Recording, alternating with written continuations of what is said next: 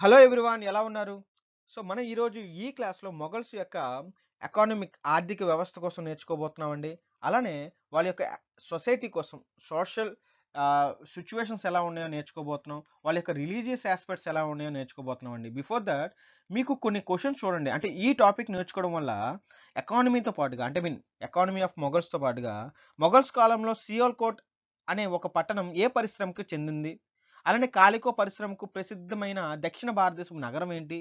అలానే అక్బర్‌కి ఉదారమత పద్ధతులకి కారణమైన సూఫీ గురువు ఎవరు? అలానే అత్యంత సంపన్నమైన వారైన బ్రిడ్జి వోహ్రా ఏ నగరానికి చెందినవారు? ఇలాంటి క్వెషన్స్ అన్నీ గూడా ఇంట్రెస్టింగ్ క్వెషన్స్ అన్నీ గూడాను మన ఈ 20 మినిట్స్ క్లాస్ నేర్చుకోవడం వల్ల మీకు క్లియర్ కట్‌గా అర్థమవుతుందండి. దయచేసి ఈ వీడియోని స్కిప్ చేయకుండా చూడండి. అలానే కంటిన్యూయస్‌గా చూడండి. చాలా వరకు గూడాను ఇంకో విషయం ఏంటండి అంటే అందరూ కూడానండి క్లాస్ చూస్తున్నారు. బట్ లైక్ చేయడం లేదండి. దయచేసి ఎవరైతే ఇప్పుడు ఈ క్షణం ఈ క్లాస్ చూస్తున్నారో దయచేసి లైక్ చేయడం మాత్రం మర్చిపోవద్దండి. అలానే ఎవరైతే ఈ వీడియోని 90% వరకు వీడియోని సబ్స్క్రైబ్ చేయకుండా చూస్తున్నారో దయచేసి సబ్స్క్రైబ్ చేయడం మాత్రం మర్చిపోవద్దు. సబ్స్క్రైబ్ చేసుకున్న వాళ్ళు పక్కన బెల్ ఐకాన్ ప్రెస్ చేసి ఉందో లేదో చూడండి. ఆ బెల్ ఐకాన్ కూడా ప్రెస్ చేసి ఉన్నాం, సబ్స్క్రైబ్ చేసి ఉన్నాం అంటే I'm really thankful to you. But ఈ వీడియోని లైక్ చేసి మాత్రమే చూడండి. అలానే స్కిప్ చేయకుండా చూడండి కంప్లీట్‌గా 20 మినిట్స్. సో, అలాంటప్పుడు మీకు ఆర్థిక వ్యవస్థ, సాంఘిక పరిస్థితులు, అలానే మత విధానం మొత్తం కూడా క్లియర్ కట్‌గా మీరు నేర్చుకోబోతున్నారు. Let's start our class now. మనం ఈ క్లాస్‌లో మొదటిగా మొఘల్ సామ్రాజ్యపు అంటే మొఘల్స్ యొక్క ఎకానమీ కోసం, ఆర్థిక వ్యవస్థ కోసం నేర్చుకోబోతున్నామండి. ముఖ్యంగా వీరి కాలంలో ఎక్కువగా మనకి ప్రసిద్ధిగాంచిందేంటంటే, ఒకటి నేత పరిశ్రమ, అలానే ఇంకోటొచ్చేసరికి లోహ పరిశ్రమ అండి. ఈ లోహ పరిశ్రమ. ఈ టెక్స్‌టైల్స్ అండ్ అలానే మెటల్ ఇండస్ట్రీస్ అన్నీ గూడాను ఎక్కువగా అంటే ఎక్కువగా అయితే ప్రాముఖ్యం అయితే పొందాయని చెప్పొచ్చండి. ముఖ్యంగా నేత పరిశ్రమలో 2 డిఫరెంట్‌గా ఉంటాయి గదా! ఆ 2 ఏంటంటే ఒకటి ఉన్ని, ఇంకోటొచ్చేసరికి మనకి పట్టు. ఈ రెండిటిని ఉపయోగించి మనకి ఈ నేత పరిశ్రమ అయితే మనకి ఎక్కువగా అభివృద్ధి చెందిందని చెప్పొచ్చనమాట. ముఖ్యంగా ఉన్ని పరిశ్రమకి ఏ నగరాలు ఎక్కువగా అభివృద్ధి చెందాయంటే లాహోర్,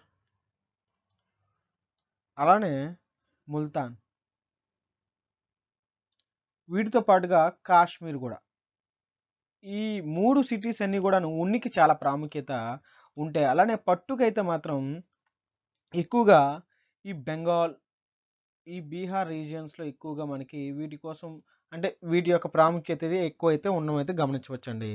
అలానే ఈ పట్టు అలానే కాటన్‌కొచ్చేసరికి మాత్రం ఎక్కువగా పత్తికి అంటే కాటన్‌కి సంబంధించినంత వరకు ఎక్కువగా మనకి ఈ బెంగాల్‌నే ఎక్కువగా అంటే మొఘల్ సామ్రాజ్యంలో బెంగాల్‌నే ఎక్కువగా మనం ఫేమస్ అని చెప్పుకోవచ్చు. అలానే లోహ పరిశ్రమకొచ్చేసరికి మనకి ఎక్కువగా అది లోహ పరిశ్రమ పత్తి అంటే ఇది పర్టిక్యులర్‌గా ఒక దగ్గరని చెప్పలేమనమాట. ప్రతి దగ్గర కూడా ఈ లోహ పరిశ్రమ అనేది ఎక్కువగా అభివృద్ధి చెందడం అయితే గమనించవచ్చనమాట. అలానే, అలానే ఈ బట్టల రంగులు, డైస్ అని అంటాం గదా! అలానే అవన్నీ గూడాను. ఇంకోటొచ్చేసరికి కాగితం పరిశ్రమ. వీటితో పాటుగా ఈ కాగితపు పరిశ్రమ గూడాను చాలా అభివృద్ధిలోకి రావడం అయితే గమనించవచ్చు. ఎక్కడంటే సియాల్‌కోట్. ఏ నగరం అండి అంటే సియాల్‌కోట్. స్టార్టింగ్‌లో మనం ఒకటి అనుకున్నాం గదా! కాగితపు పరిశ్రమ సియాల్‌కోట్. అంటే సియాల్‌కోట్ అనే సిటీ ఏ పరిశ్రమకి ప్రసిద్ధి అని అంటే మొఘల్ సామ్రాజ్యంలో కాగితపు పేపర్ ఇండస్ట్రీస్‌కైతే మాత్రం ఎక్కువగా ఫేమస్ అని చెప్పుకోవచ్చండి. అలానే సూర్యకారాన్ని ఈ సూర్యకారం ఎక్కడ ఎక్కువగా పండించడం జరిగిందంటే బీహార్ అండి. ఈ బీహార్‌లో అయితే ఉండడం అయితే మనం గమనించవచ్చు. అలానే ఎక్కువగా ఈ మొఘల్ సామ్రాజ్యంలో ఒక చోటు నుండి మరో చోటుకి ఈ వస్తువులు ఎవరైతే మనకి రవాణాకి చేయబడుతుందో వాళ్ళందరూ కూడాను ఒక తరగతిగా ఏర్పడి, ఆ తరగతిని మనం బంజారాస్ అని అంటాం అనమాట. ఈ బంజారాస్. ఈ బంజారాస్ అనేవాళ్ళు ఏం చేస్తారంటే, ఒక ప్రదేశం నుండి ఇంకో ప్రదేశానికి ఈ వస్తువులు పట్టుకొని పోయేవారనమాట. వస్తువులను రవాణా చేసేవారు వీళ్ళందరూ. రవాణా చేసేవారండి. వీళ్ళందరూ కూడా బంజారాస్ అని మనకి ప్రాముఖ్యత రావడం అయితే గమనించవచ్చు. తర్వాత మనం మెయిన్‌గా ఇక్కడ గుర్తుపెట్టుకోవాల్సింది ఒకసారి యూపీఎస్‌సి క్వెషన్ అండి ఇది. యూపీఎస్సీలో ఐఏఎస్ క్వశ్చన్ అయితే అడగడం జరిగిందనమాట. ఏంటంటే హుండీ సిస్టాన్ని ప్రవేశపెట్టడం అయితే గమనించవచ్చు. ఇక్కడ మనకి హిందువుల్లో హుండీ అనేసరికి మనకి దేవాలయం గుర్తొస్తుంది. బట్ ఇక్కడ హుండీ సిస్టమ్ అంటే ఇక్కడ ట్రాన్సాక్షన్స్ అని చెప్పుకోవచ్చు మళ్ళీ. అంటే రికార్డింగ్ ఆఫ్ ట్రాన్సాక్షన్, లేదా ఇక్కడ సింపుల్గా చెప్పాలంటే ఆ, ఒక ఒక సర్టిఫికేట్ లాంటిది అనమాట, ఒక డాక్యుమెంట్ లాంటిది, ఒక పత్రం లాంటిది అనమాట. అంటే ఇప్పుడు ఇప్పుడు ఫర్ ఎగ్జాంపుల్ ఈ వినూత్న అనే లేకపోతే ఒక శ్రీను అనే అబ్బాయి ఉన్నాడు. ఈ శ్రీను అనే అబ్బాయి కొన్ని రోజులు పోయిన తర్వాత నాకు ఒక 20,000 రూపీస్ ఇవ్వాలని చెప్పేసి ఒక డాక్యుమెంట్లో మనకి రాసుకుని ఉంచుకున్నారు అనుకుందాం. ఈ ప్రామిసరీ లోన్ లాంటిది అనమాట. సో అలాంటి వాటిని మనం ఏమని పిలుస్తామంటే హుండీ అని పిలుస్తాం అనమాట. నథింగ్ బట్ రికార్డెడ్ ట్రాన్సాక్షన్స్ అని చెప్పుకోవచ్చు. ఓకే, ట్రాన్సాక్షన్ లిస్ట్ అని చెప్పుకోవచ్చు, లేదా అంటే జమపత్రము అని కూడా చెప్పుకోవచ్చు అనమాట. సింపుల్గా చెప్పాలంటే జమపత్రము అంటే నేను కొన్ని రోజులు పోయిన తర్వాత ఇంత అమౌంట్ ఇస్తాను అనే ఒక డాక్యుమెంట్ అయితే ఏదైతే ఉందో ఆ డాక్యుమెంట్ సిస్టమ్ని ఏమని పిలుస్తారంటే హుండీ అని పిలుస్తారు. ఈ హుండీ సిస్టమ్ అనేది ఈ మొఘల్స్లోనే రావడం అయితే మనం గమనించవచ్చు. అలానే మరికొన్ని మనం మాట్లాడుకోవాలంటే ఇక్కడ ఎక్కువగా వ్యాపారం చేసే వర్తక వ్యాపారాలు చేసే వారు ఎవరంటే ఒహరాలండి. ఒహరా. ఈ ఒహరాలు ఎక్కువగా మనకి గుజరాత్లో కనబడుస్తుంది. ఈ గుజరాత్ ఏరియాలో ఎక్కువ కనబడతారు. వీళ్ళు మొఘల్ టైంలో ఎక్కువగా వర్తక వ్యాపారాలు చేసేవారు. వర్తక వ్యాపారాలు చేయడం అయితే మనం గమనించవచ్చు. సో ఈ టైంలోనే మొఘల్స్ టైంలో అత్యంత సంపన్నమైన వ్యక్తిగా ఎవరు గాంచారంటే వ్రిజీ వహరా అన్నమాట. ఇతను మనకి ఈ మొఘల్స్ టైంలో మాత్రం రిచెస్ట్ పర్సన్గా మనం చెప్పుకోవచ్చు. ఇది ఇతను ఏ నగరానికి చెందినవారంటే ఏ స్టేట్కి చెందినవారంటే గుజరాత్ స్టేట్కి అయితే చెందడం అయితే మనం గమనించవచ్చు. అలానే ఇంకో విషయం ఏంటంటే ఎక్కువగా ఈ మనకి డిఫరెంట్ ఫించ్ అని చెప్పేసి, లేకపోతే మనకి కొంతమంది విదేశీ యాత్రికులు కొంతమంది ఉన్నారు, బర్నీ అని చెప్పేసి, వీళ్ళందరూ కూడాను కొన్ని సిటీస్ని అయితే పొగడమే జరిగింది. మ్యాక్సిమం ఏ సిటీని పొగడారంటే ఢిల్లీనండి. ఢిల్లీ సిటీని ఎక్కువగా పొగడడం అయితే మనం గమనించవచ్చు అనమాట. అలానే ఈ టైంలో ఎక్కువగా ఈ సైన్య ఎక్విప్మెంట్ అనమాట, నథింగ్ బట్ తుపాకీలు. ఓకే, ఈ తుపాకీలు, అలానే ఈ ఫిరంగులు దీనికోసం ఎక్కువగా మనకి ఈ ఇండస్ట్రీస్ కోసం ఎక్కువగా ప్రోత్సహించిన వారు ఎవరంటే మనకి అక్బర్ అండ్ ఔరంగజేబ్ అనమాట. అలానే ఇంటర్నేషనల్ షిప్స్ అనమాట, అంటే నథింగ్ బట్ షిప్ ఇండస్ట్రీస్కి ఎక్కువగా సపోర్ట్ చేసిన వారు ఎవరంటే షాజహాన్. ఇలా ఉంటుండగానే దక్షిణ భారతదేశంలో మచిలీపట్నంలో, ఎక్కడండి మచిలీపట్నం, ఈ మచిలీపట్నంలో ముఖ్యంగా కాలికో వస్త్ర పరిశ్రమకి చాలా ఫేమస్ అనమాట. కాలికో వస్త్ర పరిశ్రమ ఈ దక్షిణ భారతదేశంలో ముఖ్యంగా చెప్పుకోవచ్చు. సో ఈ టైంలోనే ఎక్కువగా మనకి ఈ మొఘల్స్ టైంలో ముఖ్యంగా మనకి ఎక్స్పోర్ట్ అండ్ ఇంపోర్ట్ చూసుకున్నట్లయితే, మనం ఫస్ట్ ఇంపోర్ట్ చూసుకున్నట్లయితే ఎక్కువగా ఇంపోర్ట్స్ ఏటట్టు ఉండేవి అంటే దిగుమతులు అంటాం కదా, ముఖ్యంగా బంగారం,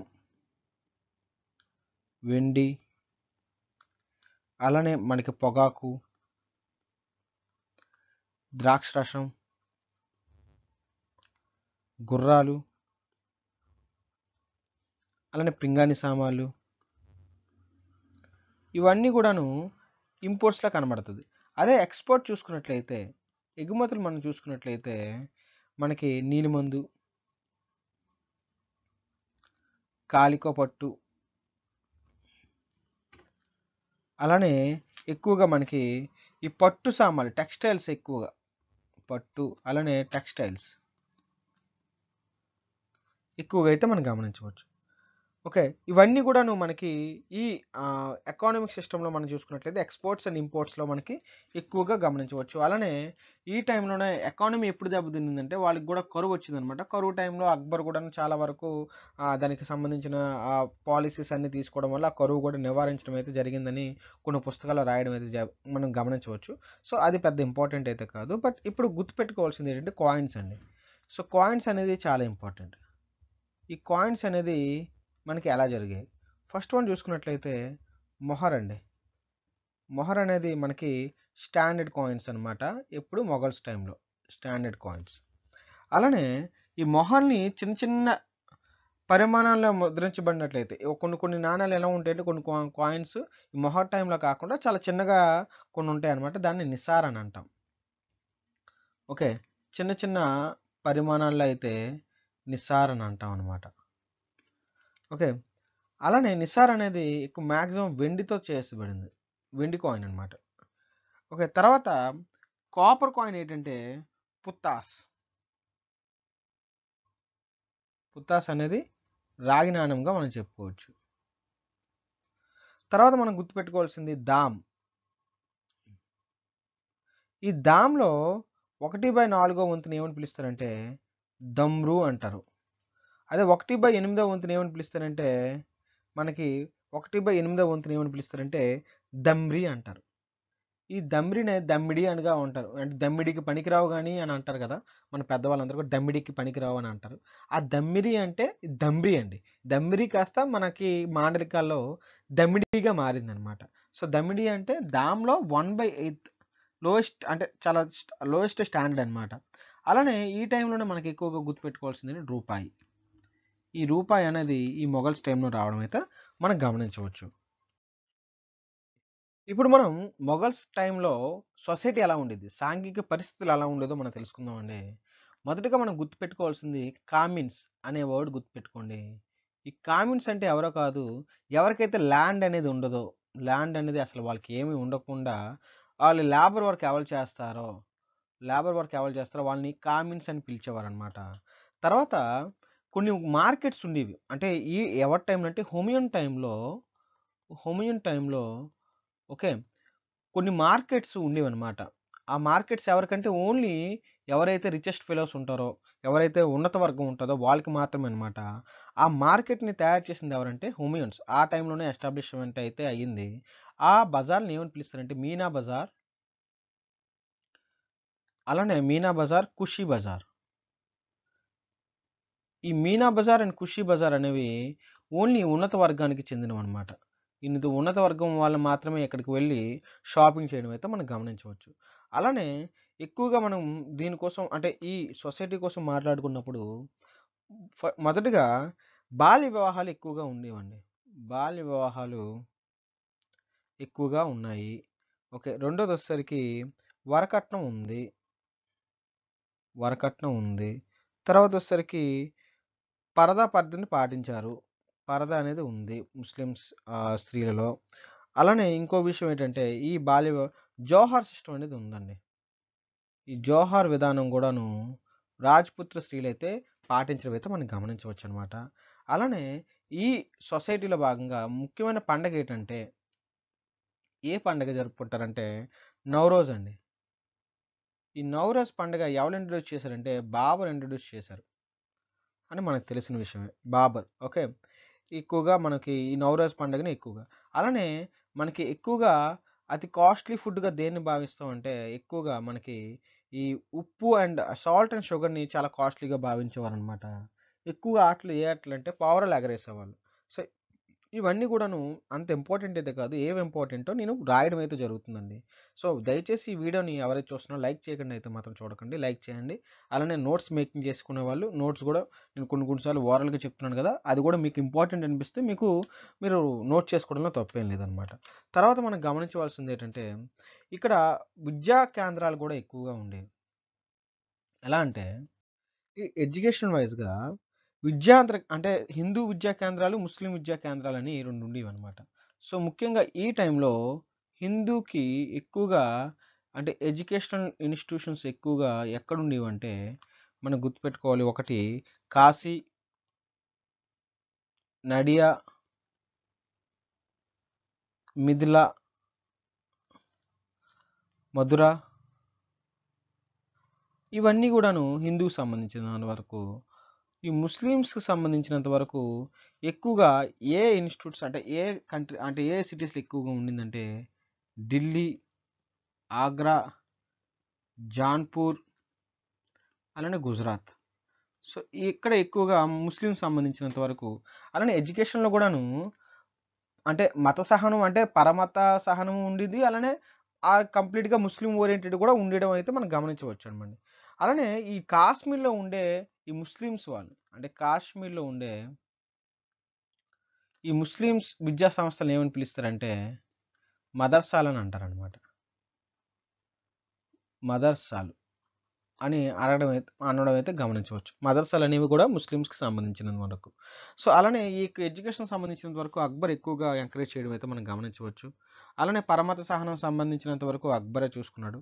సో ఇలా ఉండగా మనకి ఒక మత విధానం అయితే రిలీజియస్ ఆస్పెక్ట్స్లో ఒకటి మనకి తర్వాత మనం చెప్పుకుందాం. రిలీజియస్ ఆస్పెక్ట్లో దీన్ ఈ ఇలాహి అని చెప్పేసి కొన్ని, అలానే ఇబదత్ ఖానా అని చెప్పేసి మరికొన్ని ఇన్స్టిట్యూషన్స్ అయితే మన అక్బర్ స్టార్ట్ చేయడం అయితే గమనించవచ్చు. ఏంటంటే దిన్ ఈ ఇలాహి, దిన్ ఈ ఇలాహి ఒకటి, అలానే ఇబదత్ ఖానా, ఈ రెండు కూడాను మనకి అక్బర్ అయితే ఇంట్రడ్యూస్ చేయడం అయితే మనం గమనించాలండి. అక్బర్ అండి. అలానే ఈ సిక్కు మతం అనేది ఔరంగజేబు టైంలోనే సిక్కు మతం ఎక్కువగా ఔరంగజేబు టైంలో సిక్కు మతం ఎక్కువగా వ్యాప్తి చెందడం అయితే గమనించవచ్చు అనమాట. ఈ సిక్కు మతం అలానే ఔరంగజేబ్ టైంలో కొన్ని క్లాషెస్ కూడా రావడం అయితే మనం గమనించవచ్చు.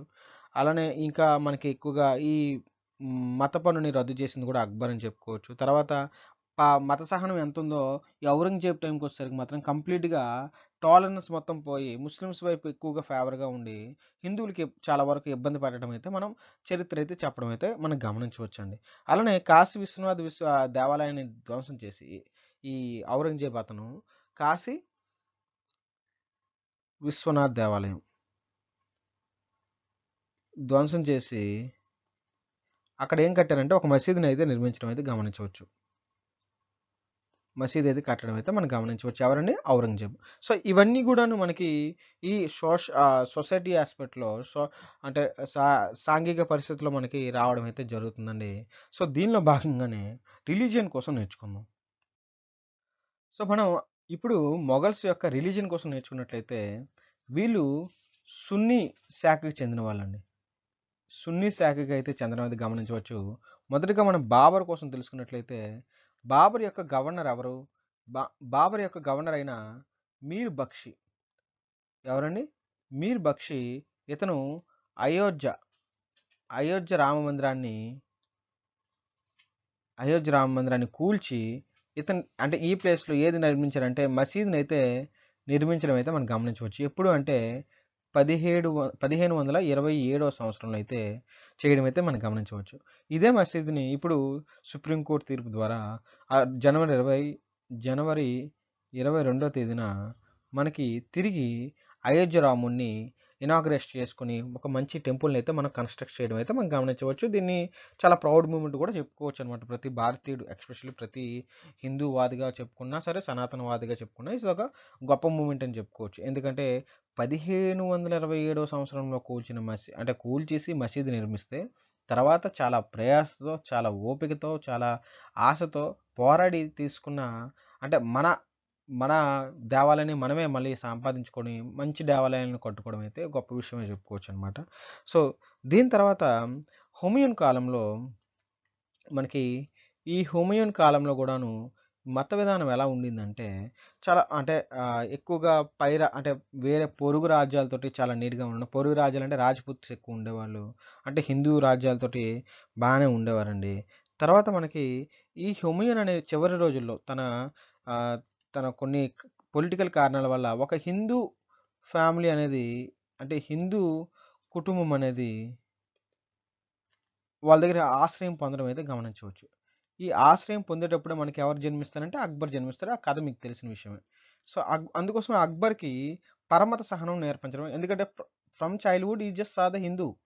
అంటే హిందూ ఫ్యామిలీలో ఉండడం వల్ల తనకి హిందూ కోసం క్లియర్ కట్‌గా తెలుసు కాబట్టి ఇతను పరమత సహనాన్ని పరమత సహనాన్ని పాటించడం అయితే మనం గమనించవచ్చనమాట. సో, అలా అక్బర్ టైంలో రావడం అయితే మనం గమనించాం. ఇప్పుడు అక్బర్ వచ్చేసరికి ఈ అక్బర్ వచ్చే టైంకి చాలా వరకు గూడాను ఇతను హిందూ కుటుంబం ఆశ్రమంలో జన్మించాడు గాబట్టి, తర్వాత ఏమవుతుందంటే 13 సంవత్సరాలకే షియా మతస్థుడైన బైరామ్ ఖాన్ సంరక్షణలో అధికారం రావడం జరిగింది. ఆ తర్వాత ఎక్కువగా అంటే ఇతను ముస్లిం అయినప్పుడు గూడాను హిందువులు ఇతనికి చాలా సపోర్ట్ చేయడం గమనించడం అయితే మనకు తెలిసిన విషయం అనమాట. తర్వాత ఇతను కొన్ని ఇంపార్టెంట్‌గా చెప్పుకుంటే అంటే చాలా ఉన్నాయి. బట్ ఇంపార్టెంట్‌గా ఎగ్జామ్ పాయింట్ ఆఫ్ వ్యూ చెప్పుకుంటే మనకి 1562 సంవత్సరంలో బలవంతపు బలవంతపు మత మార్పిడిని నిషేధించాడు. మత మార్పిడిని నిషేధించడం అయితే జరిగిందనమాట. తర్వాత వచ్చేసరికి 1563 సంవత్సరంలో ఇతను హిందూ యా హిందూ యాత్రికులు ఉంటారు కదా! వారిపై పన్ను రద్దు చేశాడనమాట. అలానే 1564లో జిజియాని రద్దు చేశాడు. జిజియాని రద్దు చేయడం అయితే గమనించవచ్చు. ఇదే మళ్ళీ ఔరంగజేబు వచ్చిన తర్వాత మళ్ళీ స్టార్ట్ చేయడం అయితే గమనించవచ్చు అనమాట. తర్వాత ఈ 1575లో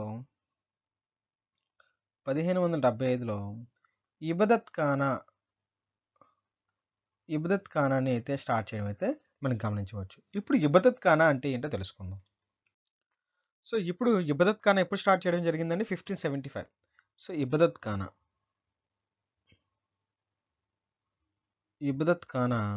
సో, ఈ ఇబదత్ ఖానాని 1575లో అయితే స్టార్ట్ చేయడం అయితే మనం గమనించవచ్చు. సో, ఇది ఒక సర్వమత చర్చిలకి ఒక సర్వమత డిస్కషన్ జరిగేదనమాట. సర్వమత చర్చలైతే ఇక్కడ జరగడం అయితే మనం గమనించవచ్చనమాట. సో, ఎస్పెషల్లీ వివిధ మతాలకు చెందిన వాళ్ళు వాళ్ళ యొక్క ఒక సాక్రెడ్ బుక్స్ ఉంటాయి గదండీ! ఆ సాక్రెడ్ బుక్స్ అంటే ఒక పవిత్రమైన బుక్స్ ఉంటాయి గదా! పుస్తకాలు. ఆ పుస్తకాల్లో ఉన్న విశిష్టత ఏంటి? సో, ఆళ్ళ మతం ఏం చెప్తుంది? హిందూ మతం ఏం చెప్తుంది? క్రిస్టియానిటీ ఏం చెప్తుంది? జైనిజం ఏం చెప్తుంది? బుద్ధిజం ఏం చెప్తుంది? జొరాస్ట్రియన్ ఏం చెప్తుంది? సో, ఇవన్నీ గూడాను ఇందులో డిస్కస్ చేయడం అయితే మనం గమనించవచ్చనమాట. సో, ఇలానే అక్బర్ ఒక మతాన్నయితే స్టార్ట్ చేయడం అయితే గమనించవాలి. సో, ఆ మతం ఏంటంటే దిన్ హి ఇలాహి. ఏ మతం అండి? దిన్ ఇ ఇలాహి. దిన్ ఇ ఇలాహి. ఇది ఎప్పుడు స్టార్ట్ చేశారంటే 1582లో అయితే స్టార్ట్ చేయడం అయితే ఇది అక్బర్ చేత అయితే స్టార్ట్ చేయడం అయితే మనం గమనించవచ్చు. ఓకే. ఇది మొదటగా ఏమని పిలిచేవారంటే దీన్ని లౌహిత్ ఏ ఇలాహి అని. లౌహిత్ ఏ ఇలాహి అని పిలవడం అయితే జరిగిందనమాట. సో, తర్వాత దిన్‌హి ఇలాహిగా మార్చడం అయితే గమనించవచ్చు. సో, దీనికి ముఖ్యంగా మొట్టమొదటిగా ఈ దిన్‌హి ఇలాహి ఇదొక మతం అనమాట. అక్బర్ చేత ఒక మతం అయితే స్టార్ట్ చేయడం అనేది జరిగింది. సో, అంటే మొట్టమొదటి పర్సన్ ఎవరంటే అబుల్ ఫజల్. ఎవరంటే అబుల్ ఫజల్ అండి. సో, అలానే ఈ ఎంతమంది ఇంతవరకు దిన్‌హి ఇలాహి చేరారంటే 18 మంది. ఆ 18 మందిలో ఒకరు రాజా బీర్బల్. ఈ రాజా బీర్బల్ అనేవారు హిందూ అండి. మొదటగా హిందూ, తర్వాత ముస్లింగా మారడమే జరిగింది. ఈ హిందూకి ఉన్న పేరేం పేరంటే మహేష్ దాస్. హిందూగా ఉన్నప్పుడు మహేష్ దాస్. తర్వాత రాజా బీర్బల్‌గా అయితే మారడం అయితే మనం గమనించవచ్చు. బట్ ఇతను చాలా నియమాలైతే ఉన్నాయి. ఒకటి నాన్ వెజ్ ముట్టకూడదు, అహింస చేయకూడదు, అలానే పరమత స్నానం చేయాలి, సూర్య నమస్కారాలు చేయాలి. ఇవన్నీ గూడాను మనకి ఈ దిన్‌హి ఇలాహిలో అయితే స్టార్ట్ చేయడం గమనించవచ్చు. సో, ముఖ్యంగా ఇప్పుడు గుర్తుపెట్టుకోవాల్సిన దిన్‌హి ఇలాహి ఎప్పుడండి 1582, ఇబదత్ ఖాన్ ఎప్పుడంటే 1575. అలానే ఇతను మొట్టమొదటి ఎవరంటే అబుల్ ఫజల్, తర్వాత రాజా బీర్బల్. మొత్తం ఎంతమంది ఉండేవారు? 18 మంది ఉండడం అయితే గమనించవచ్చు. తర్వాత మనకి అక్బర్ చనిపోయిన తర్వాత మాక్సిమం ఈ యొక్క మతం అనేది చాలా వరకు గూడాను అంటే కనుమరుగైపోయిందని మాత్రం మనం చెప్పుకోవచ్చనమాట. ఇవన్నీ గూడాను ఈ మతానికి సంబంధించినంత వరకు ఇంపార్టెంట్‌గా చెప్పుకోవచ్చు. అలానే అక్బర్ ఇంకోటి చేశారండి. అదేంటంటే అమోఘత్వ ప్రకటన.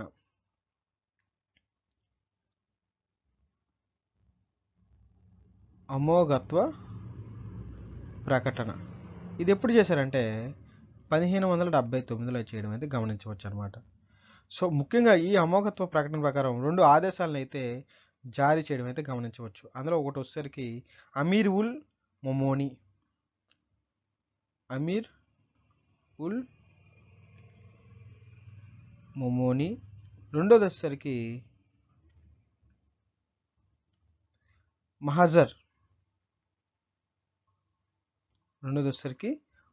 అండి. ఓకే. ఇది 2 కూడాను అమోఘత్వ ప్రకటనలో అయితే భాగంగా మనం చెప్పుకోవచ్చు అనమాట. ఇది ఎక్కడి నుండి చేశారంటే మోతీ మసీద్ నుండి.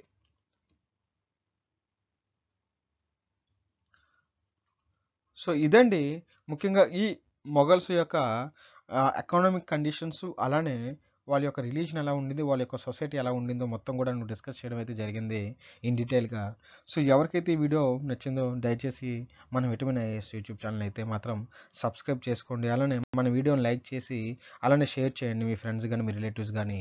Thank you so much.